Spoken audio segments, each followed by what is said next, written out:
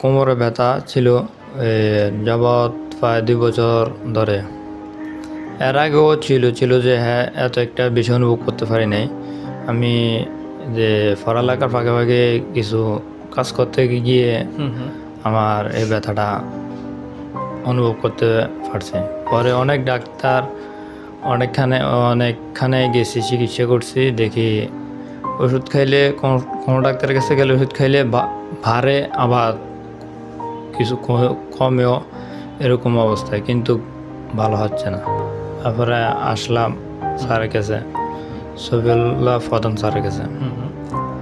উনি বললো, আসার পরে উনি আবার পরীক্ষা দিল, পরীক্ষা টরীক্ষা করাইয়া চলে গেছি। পরে 1 সপ্তাহ পরে এসেছি আবার। তারপর কি স্যারের আন্ডারে ভর্তি হয়ে গেছে? তারপরে স্যারের আন্ডারে ভর্তি হয়েছে। ভর্তি হওয়ার পরে এখন আলহামদুলিল্লাহ মোটামুটি ভালো আছি। তাহলে এখন আপনার সেই কোমরের ব্যথা কি আছে? এখন আলহামদুলিল্লাহ আমি ভালো আছি। আপনার সেই কোমরের ব্যথাগুলো এখন আর নেই? আপনি কি স্বাভাবিক মুভমেন্টগুলো করতে পারেন? এখন সম্পূর্ণ সুস্থভাবে হাঁটাচলা করতে পারছেন? ইনশাআল্লাহ।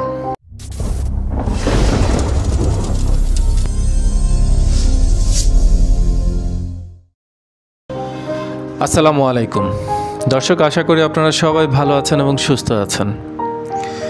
শুরু করছি আমাদের আজকের অনুষ্ঠান। মেডিকেল বিডির পক্ষ থেকে আপনাদের সকলকে স্বাগতম। পিএলআইডি বর্তমান সময়ে একটি কমন একটি শব্দ, এবং অসংখ্য রোগী আছেন এই রোগটাতে আক্রান্ত। এই ধরনের অসংখ্য রোগী আমরা এখন খুঁজে পাচ্ছি, এবং দীর্ঘমেয়াদী বলেন বা স্বল্পমেয়াদী এই ধরনের সমস্যার সম্মুখীন হয়ে কোনো পেশেন্টকে আমরা দেখতে পাই যে তারা সম্পূর্ণ বিছানায় শয্যাশায়ী হয়ে পড়েন। আমাদের অসংখ্য প্রবাসী ভাই বোনরা আছেন যারা এই ধরনের সমস্যাতে অনেক বেশি পরিমাণে আক্রান্ত হন, এবং সেটার জন্য তাদেরকে সেখান থেকে ফেরত পর্যন্ত চলে আসতে হয়। ঠিক তেমনি আমাদের একজন ভাই, আজকে আমরা তার সাথে আপনাদের পরিচয় করে দিব, যিনি বেশ কয়েকদিন ধরে উনি এই পিএলআইডি রোগে উনি ভুগছিলেন এবং বিভিন্ন জায়গায় উনি বিভিন্ন ধরনের ট্রিটমেন্ট করার চেষ্টা করেছেন। আসুন আমরা সরাসরি ওনার সাথে কথা বলি এবং ওনার পুরো ঘটনাটা ওনার কাছ থেকে আমরা একটু জানার চেষ্টা করি। আসসালামু আলাইকুম, আপনার নামটা একটু বলেন। ওয়ালাইকুম আসসালাম, আমার নাম ইকরাম হোসেন। ইকরাম হোসেন, আপনার বয়স কত? আমার বয়স 21 বছর। খুবই অল্প বয়স। আমাদের দর্শকদের জন্য কি একটু বলবেন যে আপনার সমস্যাটা মূলত কী ছিল? আমার মনে হয় না কোমরে ব্যথা ছিল যাবৎ প্রায় 2 বছর ধরে। এর আগেও ছিল যে হ্যাঁ এত একটা বেশি অনুভব করতে পারি নাই। আমি যে পড়ালেখার ফাঁকে ফাঁকে কিছু কাজ করতে গিয়ে আমার এই ব্যথাটা অনুভব করতে পারছি।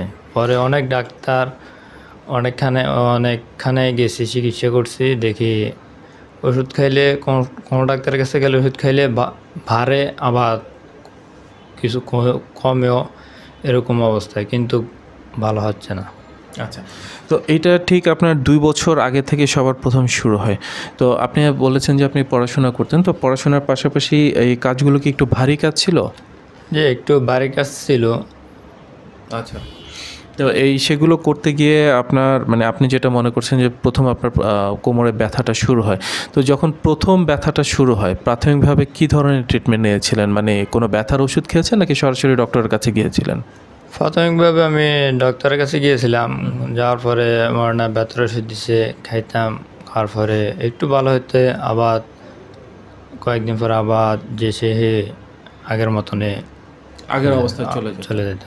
তো যখন আপনাকে ওনারা ডায়াগনোসিস করেছেন, কোনো পরীক্ষা নিরীক্ষা কিছু করেছিলেন? পরীক্ষা নিরীক্ষা প্রথম নর্মালি পরীক্ষা দিয়েছিল। তারপরে মনে হয় এমআরআই, কয়েকদিন ওষুধ খাওয়ার পরে গেছে বললো এমআরআই করার জন্য। পরে এমআরআই করলাম, করার পরে আবার এই যে আবার বললো এরকম সমস্যা, আড্ডিতে নরম ডিস্কের সমস্যা বললো। তারপরে বললো ওষুধ দিল, আবার ব্যথার ওষুধ দিল, ওষুধ খাইলাম। অনেক টাকা নষ্ট করছি ডাক্তার পিছনে। আচ্ছা, তারপর তো শুধুমাত্র আপনাকে ব্যথার ওষুধ দিয়েছে পিএলআইডি রোগে। তো শুধুমাত্র ব্যথার ওষুধে কি যখন আপনার ভালো হচ্ছিল না, আপনি যেটা বলেছেন যে আপনি বিভিন্ন জায়গায় ট্রিটমেন্ট করছেন, অনেক টাকা নষ্ট করছেন, বাট ভালো হচ্ছে না, তো ফলাফলটা কি হতো? যখন ওষুধ খেতেন সেই কয়েকদিন ভালো থাকতেন, পরবর্তীতে আবার আগের মতো অবস্থায় চলে আসতেন, এমনটা হতো কি? আগের মতন অবস্থা চলে আসতো, না হলে আপনার যে সঙ্গে ওষুধ খাইতাম এ সঙ্গে মনে হয় না ব্যথা বেড়ে যেত। তারপর ওষুধখানা ছেড়ে দিলে আবার আস্তে আগের মতন মনে না ব্যথা হইতো, কমে যেত কি। আচ্ছা, তো আপনি তো আসলে আপনার বয়স খুবই কম, মাত্র 21 বছর বয়স। তো আপনার মতো একজন ছেলে, একজন যুবক কিন্তু আপনার দেখা যাচ্ছে ছুটে বেড়াবে, একদম স্বাভাবিক সব কাজ করবে, সেটাই আসলে স্বাভাবিক। তো এমনটা কি হয়েছিল, মানে আপনার যে স্বাভাবিক যে দৈনন্দিন কাজগুলো সেগুলো আপনি করতে পারছিলেন না? কোমর ব্যথার যন্ত্রণায় দেখা যেত দীর্ঘ একটা সময় আপনাকে শুয়ে থাকতে হতো, ভারী কোনো কাজ করতে পারতেন না, কোনো কিছু করতে পারতেন না, এরকমটা মানে কী ধরনের সমস্যা হতো সাধারণত? সমস্যা বলতে আমার যে এমনি হালকা না হাঁটা চলা করতে পারতাম, তারপরে আমার ভারী কিছু আলগি দিতে পারতাম না, এবং বেশিক্ষণ বসে থাকতে পারতাম না। বেশিক্ষণ বসে থাকলে হস্তে ব্যথা আরম্ভ হয়ে যেত। আচ্ছা, তো গত 2 বছর যাবত আপনি এই সমস্যাটার ভিতর দিয়ে গিয়েছেন এবং আপনার শরীরে আপনি এই ব্যথাটা আপনি বয়ে বেরিয়েছেন, বিভিন্ন জায়গায় বিভিন্ন ট্রিটমেন্ট করার চেষ্টা করেছেন, বাট যখন পারছিলেন না তখন কি কখনো এমনটা মনে হয়েছে যে আপনি আর কখনো ভালো হবেন না বা সুস্থ হবেন না, এরকম কি মন খারাপ থাকতো বা এরকমটা কখনো মনে আসতো? এরকম চিন্তা তো হতো, কিন্তু তারপরে আমি মাঝে মাঝে নেটেও ঢুকে সার্চ করতাম যে এরকম আছে কিনা, এর কোনো চিকিৎসা আছে কিনা। তারপরে আমি দেখি এরকম নিউজ পাইলাম, পাওয়ার পরে আমি আমার বড় ভাইকে বললাম, ভাই এরকম এরকম। তারপর উনিও দেখলো, দেখিয়া বললো তাহলে ঠিক আছে, তাহলে দেখি কয়েকদিন সময় করে নিয়ে আসবো। তারপরে আসলাম স্যারের কাছে, সফিউল্লাহ প্রধান স্যারের কাছে। উনি বললো, আসার পরে উনি আবার পরীক্ষা দিল, পরীক্ষা টরীক্ষা করাইয়া চলে গেছি। পরে 1 সপ্তাহ পরে এসেছি আবার। এসে তারপর কি স্যারের আন্ডারে ভর্তি হয়ে গেছেন? তারপরে স্যারের আন্ডারে ভর্তি হয়েছে। ভর্তি হওয়ার পরে এখন আলহামদুলিল্লাহ মোটামুটি ভালো আছি। তাহলে এখন আপনার সেই কোমরের ব্যথা কি আছে? এখন আলহামদুলিল্লাহ আমি ভালো আছি। আপনার সেই কোমরের ব্যথাগুলো এখন আর নেই? আপনি কি স্বাভাবিক মুভমেন্টগুলো করতে পারেন এখন? সম্পূর্ণ সুস্থভাবে হাঁটাচলা করতে পারছেন? ইনশাল্লাহ।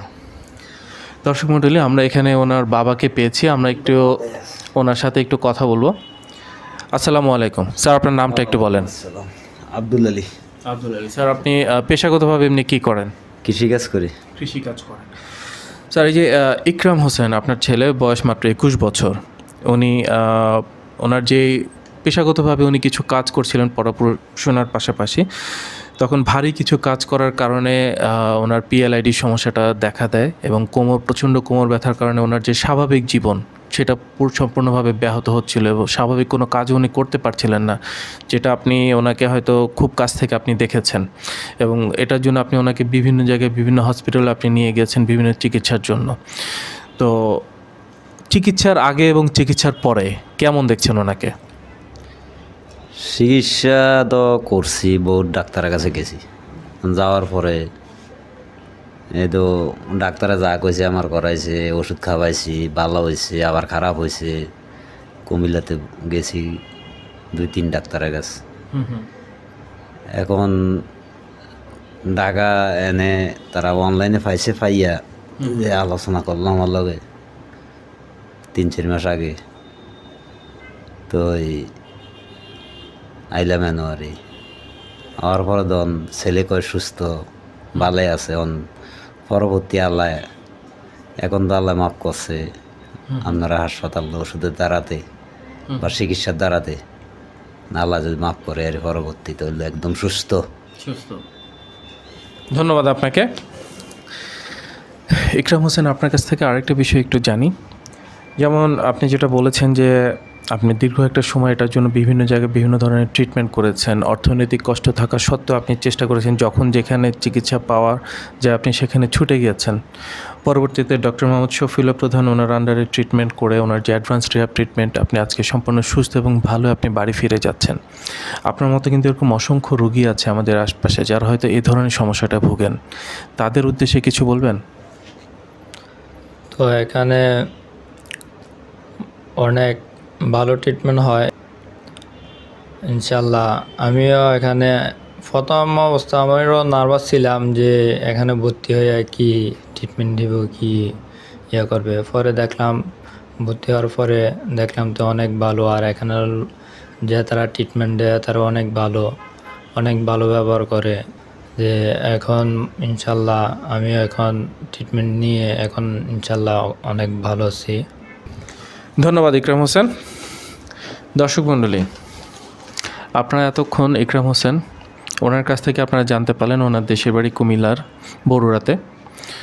তো উনি মাত্র 21 বছর বয়স। গত 2 বছর আগে উনি ওনার পড়াশোনার পাশাপাশি উনি ভারী কিছু কাজ জীবিকার প্রয়োজনে উনি করতে গিয়েছিলেন এবং একটা সময় ওনার দেখা যাচ্ছে যে কোমরে প্রচণ্ড রকম পেইন শুরু হয়েছিল, যেটার কারণে উনি একরকম প্রায় ডিসেবল অবস্থায় উনি চলে গিয়েছিলেন। জীবনের যে স্বাভাবিক ছন্দ সেটার পতন ঘটেছিল।